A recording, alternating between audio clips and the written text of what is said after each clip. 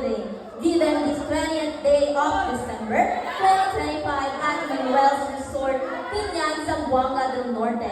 Signed by Miss Rowena R. Mendoza, our Protective Services Division Chief. Congratulations, on-site.